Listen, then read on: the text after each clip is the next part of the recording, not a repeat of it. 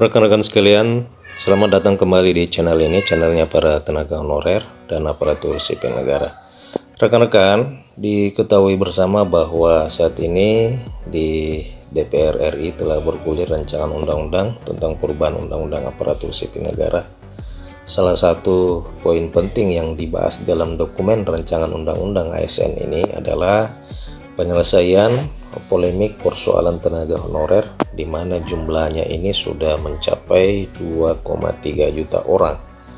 Nah, yang menjadi pertanyaan oleh karena di rancangan awal rancangan undang-undang ini adalah khususnya terkait dengan persoalan honorer. Di rancangan awal itu di usulan DPR RI itu mengusulkan agar semua tenaga honorer itu diangkat menjadi pegawai negeri sipil secara otomatis tanpa melalui tes CAT. Artinya hanya melalui verifikasi dan validasi data dan SK pengangkatan.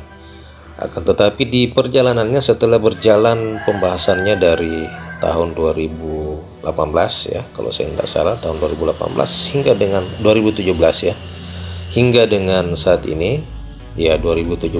Di sini diketahui bahwa pembahasan revisi Undang-Undang ASN ini memang sudah dimulai sejak 2017 sampai dengan 2023. Betapa panjang dan menghabiskan berapa anggaran untuk membahas satu dokumen yang ternyata hasilnya itu tidak sesuai dengan yang kita harapkan. Rekan-rekan honorer tentu berharap agar rancangan awal di dokumen rancangan undang-undang ASN ini, ya ini pengangkatan honorer menjadi pegawai negeri sipil, itu bisa dilaksanakan. Akan tetapi setelah menunggu lebih dari 6 tahun, ternyata keputusan akhir adalah tidak mengangkat honorer menjadi pegawai negeri sipil. Akan tetapi berdasarkan pantauan terakhir, semua fraksi nyatanya sudah menyetujui honorer menjadi ASN.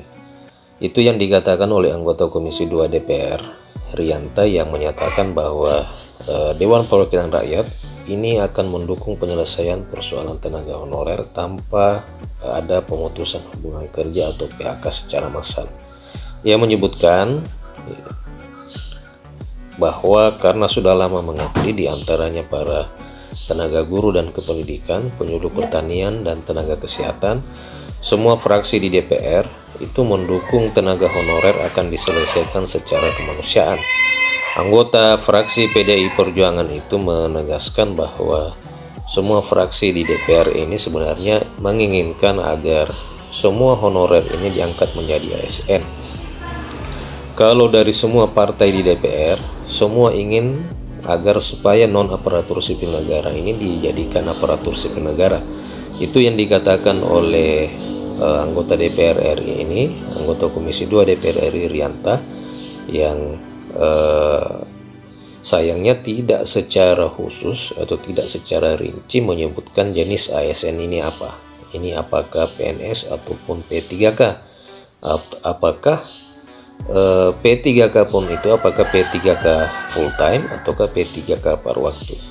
Sayangnya dia tidak menyebutkan bahwa fraksi di DPR RI ini menyetujui pengangkatan di ASN yang mana. Kemudian dia juga tidak menyebutkan proses pengangkatan itu apakah secara otomatis ataukah tetap melalui seleksi seperti yang dilakukan selama ini. Oleh karena jika memang diangkat berdasarkan seleksi, itu sangat disayangkan oleh karena pengalaman seleksi P3K di akhir tahun 2022 yang lalu, khususnya honorer tenaga teknis yang sama sekali tidak disentuh oleh kebijakan afirmasi, maka yang namanya gugur massal itu tidak dapat dihindarkan. Setidaknya hanya sebesar 13% kurang lebih honorer teknis administrasi yang ikut seleksi itu yang berhasil lolos. Selebihnya itu mereka dinyatakan gugur oleh karena tidak berhasil mencapai passing grade yang telah ditentukan. Namun rekan-rekan sekalian, Rianta mengatakan bahwa pemerintah di dalam menyelesaikan persoalan honorer ini akan mempertimbangkan juga aspek anggaran dan kemampuan keuangan negara. Ia menilai bahwa pemerintah ketika mengambil keputusan-keputusan juga akan mempertimbangkan dari sisi keuangan. Hal ini sontak memberikan respon yang beragam dari rekan-rekan para tenaga honorer yang menyebutkan bahwa DPR RI ini kurang ngotot di dalam memperjuangkan aspirasi para non-aparatur sipil negara. Hal itu ditandai dengan tidak berdayanya DPR atas usulan mereka sendiri yang mengusulkan pengangkatan honorer ini menjadi PNS secara otomatis, yang memang itu ditolak oleh pemerintah dengan alasan beberapa alasan, yakni kemampuan anggaran, persoalan kompetensi, dan lainnya.